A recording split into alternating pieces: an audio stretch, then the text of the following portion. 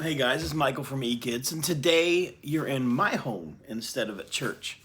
And we're going to do our Advent for December 6th, the Advent blocks for December 6th. And so you guys can see the Advent blocks that my kids have used. We still have the story of Adam and Eve, the story of Noah, we had the story of Abraham and Isaac. We had Hagar and how she got water in the desert. And then, remember this from yesterday? Yeah. So today is December the 6th. So let's see what we have today. Well, that's pretty cool looking. It's like oh, my cat's bugging me. Don't bump into things. Yeah, it looks like some kind of jacket or some kind of coat, and look like there's rainbow colors at the bottom. Looks pretty cool. All right, so we'll put it here, and we'll put the star on top. And I'll show you my cat, because my cat's meowing and wants attention.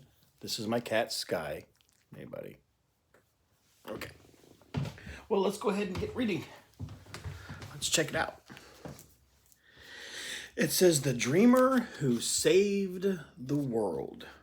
The story of Joseph, found in Genesis chapters 37, 39 through chapter 50. So there's a lot there. Okay.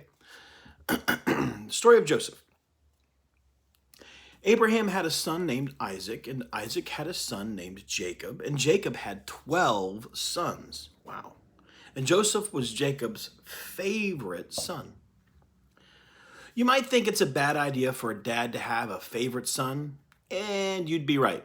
Jacob treated Joseph better than his other brothers, giving them more presents all the time, and his favorite present was a fancy rainbow robe. Everyone who saw it knew that Joseph was the favorite, and it made Joseph feel special. But it made Joseph's brothers feel jealous and angry. On top of that, God had given Joseph special dreams about how he would be in charge one day. This made Joseph's brothers even more jealous. Oh no. They started to hate Joseph, and one day they decided to put an end to Joseph, to put an end to his dreams and his rainbow robe. Joseph's brothers attacked him. They tore off his robe, and they sold him as a servant. Then they lied to their father, telling them that Joseph was dead. Meanwhile, Joseph was taken all the way to Egypt, where he became a slave. But it got worse. Joseph was blamed for something he didn't do, and he ended up in prison. Then it got worse again. God used a dream to tell Joseph that one of his fellow prisoners was about to be freed. But as soon as he got out, that prisoner forgot all about Joseph. For years, Joseph sat in prison alone. Except he wasn't alone. God was with Joseph, even when it was hard, even when his brothers sold him, even when he was thrown into prison, even when he was forgotten. God had not forgotten him.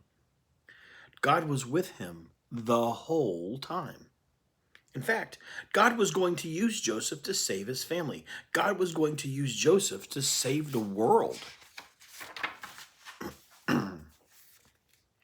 God gave the king of Egypt a confusing and scary dream. And one of his servants, the very same guy who had been in prison with Joseph, suddenly said, "Wait, I know a guy who's good with dreams." Joseph explained the dream to the king, that there would be a famine and people wouldn't have enough food, and the king put Joseph in charge. Joseph became a prince. The famine was so bad that back home, Joseph's brothers were starving, so they traveled to Egypt to buy food. And wouldn't you know it, they came and knelt before Joseph, not even recognizing him. Joseph couldn't help from crying. He was so happy. Brothers, he said, come closer. Don't you see? It's me, Joseph. I know you're scared, but you don't have to be. You wanted to hurt me, but God had other plans, good ones even. You thought I was gone and alone, but God was with me the whole time. He sent me here to Egypt to save all of us. Joseph and his brothers rejoiced because God had saved them. God was making the wrong things right and the dark things light. So together they all moved to Egypt. Their family grew and grew, and Joseph grew older. And just before Joseph died, he told his family, God has been faithful to us and saved us, but Egypt is not our home. Promise me that our children and our children's children won't stay here but follow God. Sadly, they didn't. They stayed in Egypt, and the longer they stayed, the further God seemed. And as they stayed in Egypt, God seemed far away. So all of Joseph's children began to hope and to pray. God, will you come back to stay? It's probably backwards. Okay. So guys, that's the story for today. And again, this is another story that we just continue to see, these stories of people who wanted God to come back. People that wanted more of God. And the way that God answers this, we already know, all the way over here on the 25th is Christmas, that God answers this question.